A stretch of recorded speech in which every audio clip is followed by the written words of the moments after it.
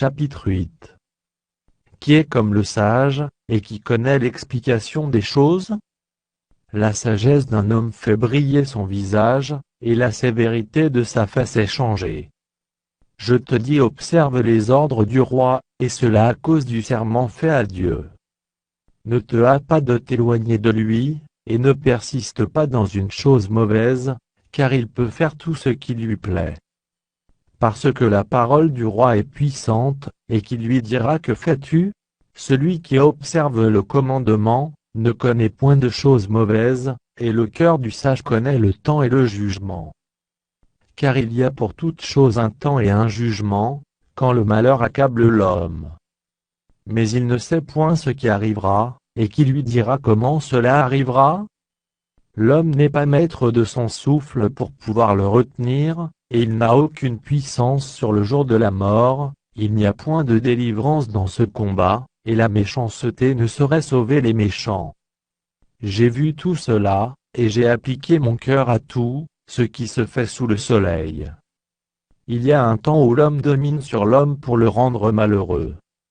Alors j'ai vu des méchants recevoir la sépulture et entrer dans leur repos, et ceux qui avaient agi avec droiture, s'en aller loin du lieu saint et être oubliés dans la ville. C'est encore là une vanité.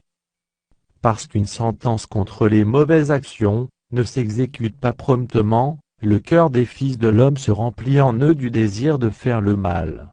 Cependant, quoique le pécheur fasse 100 fois le mal et qu'il y persévère longtemps, je sais aussi que le bonheur est pour ceux qui craignent Dieu, parce qu'ils ont de la crainte devant lui. Mais le bonheur n'est pas pour le méchant, et il ne prolongera point ses jours, pas plus que l'ombre, parce qu'il n'a pas de la crainte devant Dieu.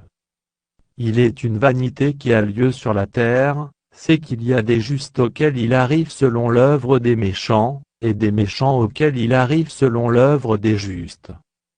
Je dis que c'est encore là une vanité.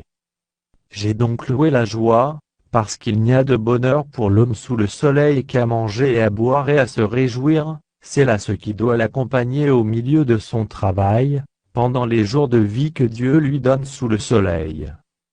Lorsque j'ai appliqué mon cœur à connaître la sagesse, et à considérer les choses qui se passent sur la terre, car les yeux de l'homme ne goûtent le sommeil ni jour ni nuit.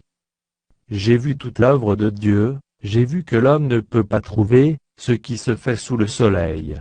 Il a beau se fatiguer à chercher, il ne trouve pas, et même si le sage veut connaître, il ne peut pas trouver.